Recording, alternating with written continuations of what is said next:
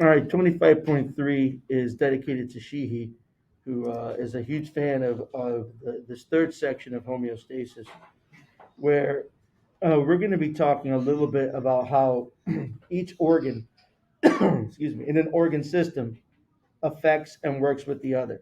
And here they're trying to use the analogy of a pit crew here, where each of these gentlemen has a different job to do with the car. This guy does the gas.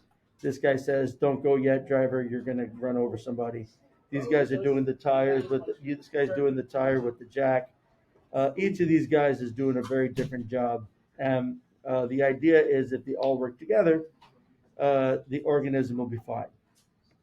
However, not it doesn't always work out that way, right? But for example, an organ system, okay, uh, we're going to look at this particular organ system where it's the bones, the liver and the kidneys, okay. Now, and then we're going to add in the skin. So uh, I like looking at this backwards. Vitamin D is used by bones. And the reason why I like looking at used first is because it's telling you what's the point of this first. So vitamin D is used by bones. Okay, and then you have some active and some inactive forms of vitamin D. And UV light, when it is absorbed through the skin, it also produces active vitamin D and activates some of the liver's vitamin D. So literally, the UV light hitting the skin will help produce more and more vitamin D. This is why a human needs about 15 minutes of sunlight every day to help produce and maintain a healthy amount of vitamin D in its repertoire. That being said, you can also get that same amount of vitamin D from different vitamins. Now, whenever you disrupt homeostasis, it can not only be harmful, it can actually even be deadly.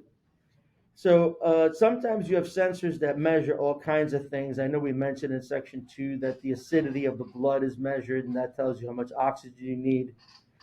Sometimes you can get an injury or an illness that messes with homeostasis. Like if you have a fever would be a disruption of homeostasis in terms of thermal regulation.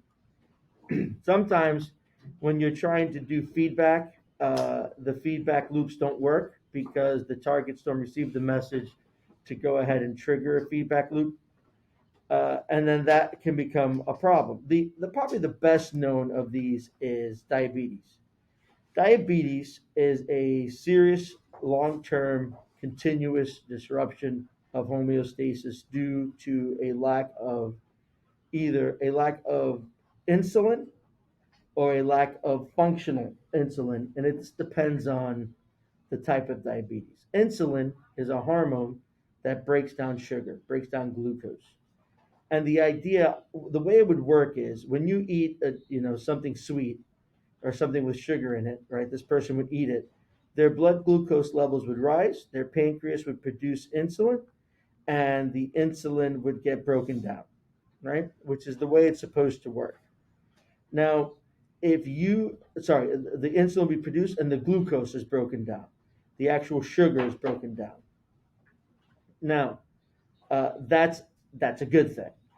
If, for example, for some reason the pancreas is unable to produce insulin, and it depends. Some people are born without the ability to produce insulin. Some people acquire the inability to produce insulin, or they produce insulin that's inactive, or they produce insulin at too low of a level to be functional. Then your blood glucose levels will rise, and you cannot lower or get the energy from that glucose. Instead, your body burns fat, making your blood more acidic, and that acidity will cause your cells to become impaired and your organs to become damaged.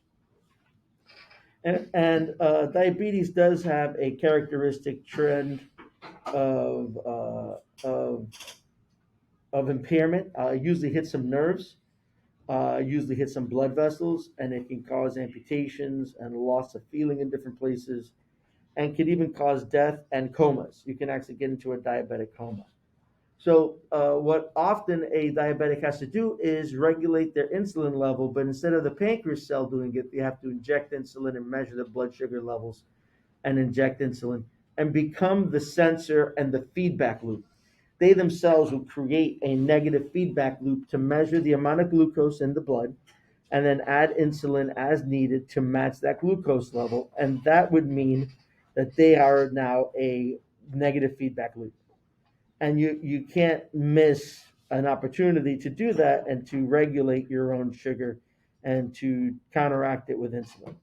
And that's Sheehy's favorite 25.3. And that's actually the end of chapter 25.